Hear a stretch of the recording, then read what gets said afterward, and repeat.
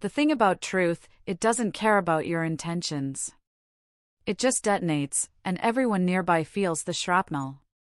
That's what I learned the night Emily, my daughter, texted me at 2 a.m. my time, 11 p.m. for her in the Willamette Valley. "Is tomorrow going to be chaos?" she asked. I wrote back that tomorrow, the truth gets to speak as loud as the performance. After that, people can decide what they want to believe. I told her to stay safe, record everything, and remember she was the smartest person in that room. She sent back a heart emoji. I sat there in the dark, watching the Tagus, wondering if I'd just protected my kids, or put them directly in the blast radius. It started, for me, years before. I stopped loving Charlotte the second she screamed at me about napkins in front of 20 dinner guests. Not because of the napkins themselves, but because of what I saw in her eyes, absolute certainty that I deserved to be humiliated. That my existence was something she had to manage and correct. 6 months later, I was signing divorce papers in an Austin lawyer's conference room. She was reapplying lipstick between pages like she was getting ready for a photo shoot instead of ending a marriage. 14 months after that, I was sitting at a cafe in Lisbon, watching the light change over the river, when my phone lit up. It was Michael Stone, my old college buddy, who still lived in Atlanta and saw everything on social media. The message was short, but it hit like a punch: Charlotte's getting married in 3 weeks. Willamette Valley, some vineyard called Arboretum Vineyards. I stared at it for a long time. The timeline didn't make sense until it did. Then I remembered the business trips, the late meetings, the way she'd started dressing differently about 8 months before I filed. But here's the thing, I didn't feel angry. I felt something way more useful. I felt curious. Let me back up, because none of this makes sense without context. Charlotte and I met in Boston 15 years ago, at some charity gala neither of us wanted to attend. She was in luxury real estate, I was in private equity, and we looked perfect on paper. For the first 3 years, we probably were perfect. Or at least functional. Then we moved to Atlanta for my job. Bought a house in Buckhead that she immediately started renovating. That's when I started noticing the pattern. Nothing I did was ever quite right. My furniture choices were trying too hard. The restaurants I picked were obvious. My suggestions for spontaneous weekend trips got treated like I proposed setting money on fire. I'm not saying I was innocent. I worked long hours. I got distant. I stopped trying to win arguments I knew I'd lose. But somewhere in year 8, I realized I'd started sleeping in my office twice a week just to avoid walking into my own house. We had 2 kids, and they split exactly down the middle in a way that broke my heart. Emily was 13 when I left, and she'd already figured out her mother's game. She'd watch Charlotte critique everything from my shirt choices to how I loaded the dishwasher and roll her eyes in this tiny gesture of solidarity. It made me want to protect her from the cynicism she was learning too young. Then there was Jacob, who was 11 and completely Team Charlotte, parroting everything she said about how I was cold and didn't care enough and embarrassed her. I couldn't blame him. When you're 11 and your mom is magnetic and certain about everything, you believe her. Charlotte had this way of rewriting history in real time. Telling people I forgot our anniversary when I'd actually planned a dinner she'd cancelled. Mentioning my anger issues at parties when I'd never once raised my voice in our entire marriage. The truth didn't matter. The story mattered. Have you ever lived with someone who controlled the narrative so completely that you started doubting your own memory? The napkin incident was at a dinner party she'd insisted on hosting, even though I'd worked a 16-hour day and told her I needed to sleep. She'd hired a catering team, rented specific glassware, created a seating chart like it was a state dinner. I was exhausted and trying to help. So I set out the napkins, the expensive linen ones she'd bought from some boutique in Asheville. Apparently, I folded them wrong. She walked into the dining room, saw them, and her face did this thing it always did right before she decided to make an example of me. Her voice cut through every conversation in the room. 20 people stopped talking, and she performed her exasperation and disbelief like she was on stage, turning to her friend Sarah with this look that said, "Can you believe I have to deal with this?" I stood there, holding a napkin, and something in me just switched off. Not in an angry way. In a final way. I looked at her and thought, I don't love you anymore. Just like that. Clean. Permanent. I didn't argue. I didn't defend myself. I just walked upstairs, took off my jacket, and started planning my exit. It took 6 months of quiet, deliberate preparation. I worked with a lawyer Charlotte didn't know, a guy named David Foster who specialized in high-net-worth divorces and understood that revenge is a dish best served cold and legal. We moved money carefully, restructured assets, created trusts for the kids that she couldn't touch. The house, the cars, the furniture, I let her keep all of it. Sounds generous, right? Except David had refinanced everything into her name 6 weeks before I filed, tied to loans with balloon payments she didn't understand and credit lines she'd maxed without realizing. I wasn't trying to destroy her. I was trying to escape without her destroying me first. The day I told her I wanted a divorce, she laughed. Actually laughed. Told me I wouldn't survive without her, like it was a fact. Like I was some incomplete person who needed her to function. I didn't argue with that, either. I just handed her the papers. The divorce was fast because I didn't fight her on anything visible. She got the house. I got my freedom. She told everyone I'd abandoned my family. I moved to Lisbon on a D7 visa, found an apartment in Alfama, and didn't correct the narrative. Emily texted me every day. Jacob stopped speaking to me entirely. I saw a cardiologist in Lisbon who told me my blood pressure had dropped 30 points since leaving Atlanta. He said I'd probably added 10 years to my life just by walking away. Charlotte moved on faster than I expected. Within 4 months of the divorce being finalized, she was posting photos with Richard Hayes, some commercial developer who looked like he'd stepped out of a Brooks Brothers catalog. They were everywhere together, charity events, ski trips, restaurants with wine lists longer than most books. She looked happy in a way that felt aggressive, like she was proving something to an audience I was no longer part of. Looking back now, the red flags were everywhere, the speed, the performance, the way Richard's smile never quite reached his eyes. But Charlotte had always preferred a good story to an inconvenient truth.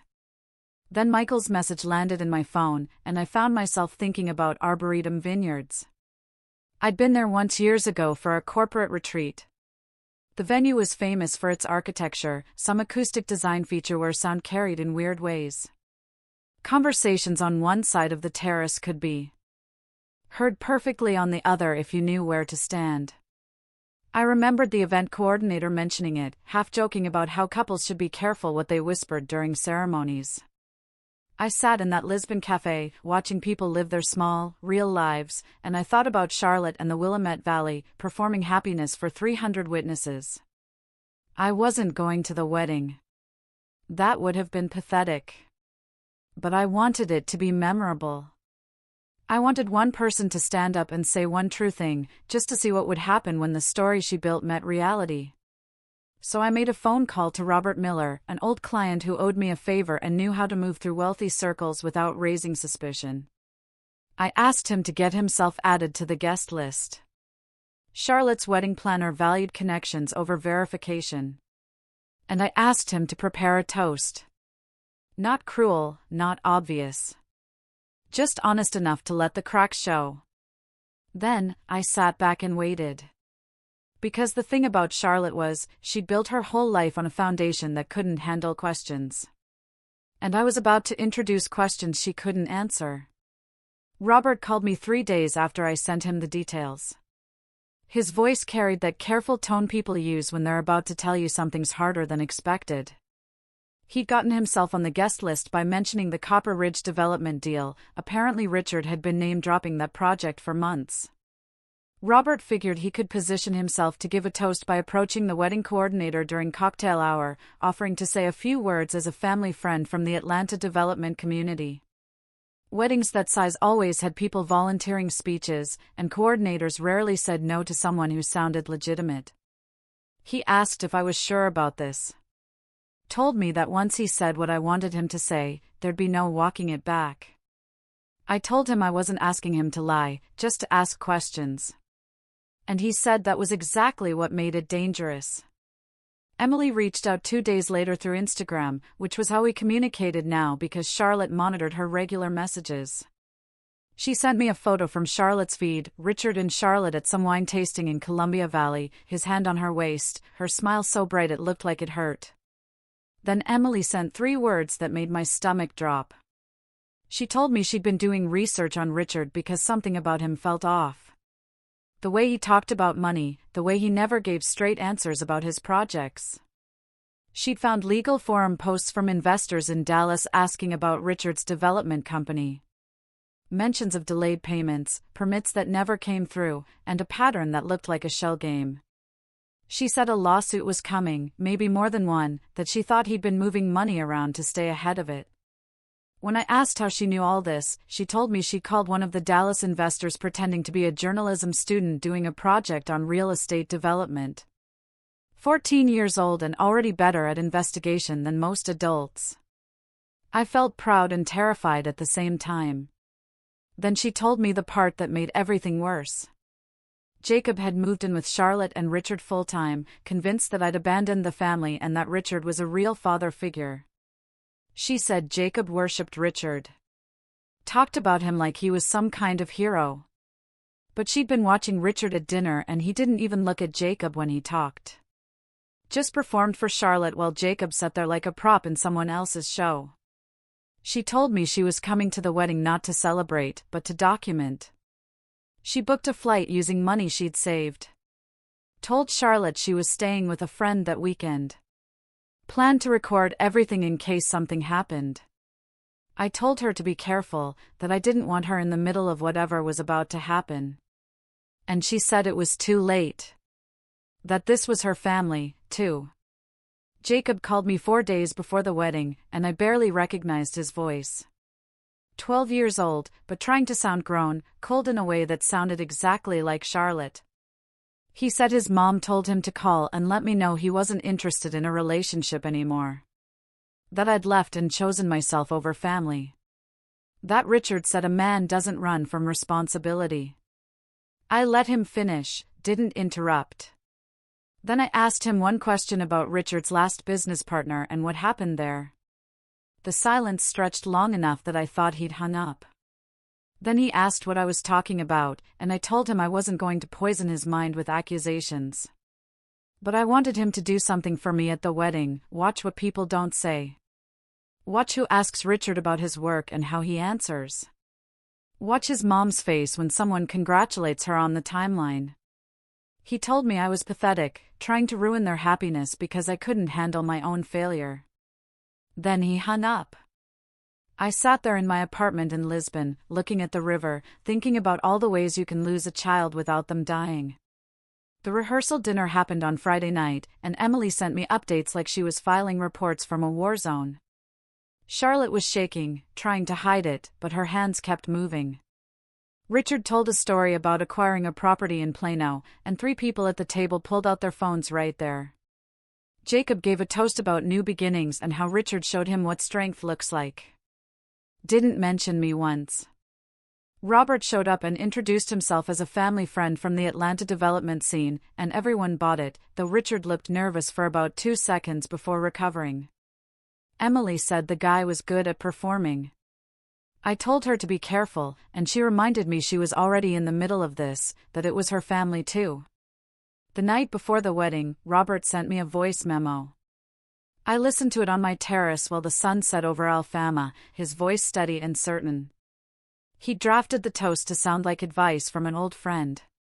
Stuff about foundations and making sure the structure can hold the weight, and transparency in partnerships. He'd mention me in passing, make it sound generous so no one would suspect, then pivot to questions. Not accusations, just questions. How did Richard close 3 dealerships in 18 months when the market was down? Why did his credit lines get restructured right before the engagement? What happened to the investors in Copper Ridge now that the permits were delayed? He told me the thing about questions was that innocent people answer them easily while guilty people get defensive. And Charlotte was going to hear those questions in front of everyone she was trying to impress and realize she didn't know the answers. I told him he could still back out, and he laughed. Said he'd sat through 100 weddings where everyone pretended everything was perfect while the foundation rotted underneath. That someone should tell the truth for once. Then he asked what I thought would happen after. And I told him honestly, I didn't know. Maybe nothing. Maybe Charlotte would laugh it off, and Richard would charm his way through, and life would go on. Or maybe the questions would sit there like termites, eating away at the fantasy until the whole thing collapsed. Either way, I told him I wasn't there and I wasn't part of it. I was just the guy who gave reality a microphone. The wedding was exactly what I expected. Perfect in that aggressive way Charlotte always demanded, where every detail screamed money and taste and look at what I built. Emily sent me photos throughout the morning, showing arboretum vineyards with rows of vines going golden in the September light. White chairs arranged in perfect curves, flower arrangements that probably cost more than most people's cars. Charlotte in her dress, this fitted ivory thing that looked like it came from a Milan runway. Richard in a custom suit, his smile wide and confident like a man who'd never been questioned about anything in his life. The guests arrived in their Range Rovers and Teslas, women in pastel dresses, and men in expensive casual wear that said, "I'm rich enough to underdress." Everyone performed their roles perfectly, the emotional hugs, the champagne toast during cocktail hour, the way people kept saying, "Finally, and so happy for you," like Charlotte had been waiting her whole life for this instead of divorced 8 months ago. The ceremony was short and generic, some officiant talking about partnership and trust and building a life together. Words that sounded meaningful until you remembered Richard was facing investor lawsuits and Charlotte had no idea. Jacob stood next to Richard as a groomsman, chest out, trying to look like a man, and it broke something in me to see him there, believing in this. Emily sat in the back row with her phone positioned carefully, recording everything like she promised. After the vows, everyone moved to the reception terrace. This massive stone patio that overlooked the valley. And that's when I remembered what the event coordinator had told me years ago about the acoustics. How sound traveled in strange patterns. How the architecture created these invisible channels where voices carried across distances they shouldn't. Charlotte and Richard did their first dance to some Ed Sheeran song, and people watched like it meant something. Like love was a performance you could purchase with the right venue and the right lighting. Dinner was served, some 5-course situation with wine pairings, and then the toast started. Charlotte's business partner went first, talking about her drive and her vision and her ability to create beauty, which was true if you ignored everything it cost. Richard's brother spoke next, some generic speech about family and loyalty that sounded like he'd copied it from a wedding website. Then Jacob stood up, and Emily's camera focused on him, his face serious and rehearsed. I listened through Emily's live audio feed, 7,000 miles away. Heard my 12-year-old son describe Richard as someone who doesn't run when things get hard, who shows up, who builds instead of destroys. He never said my name, but everyone knew who he meant.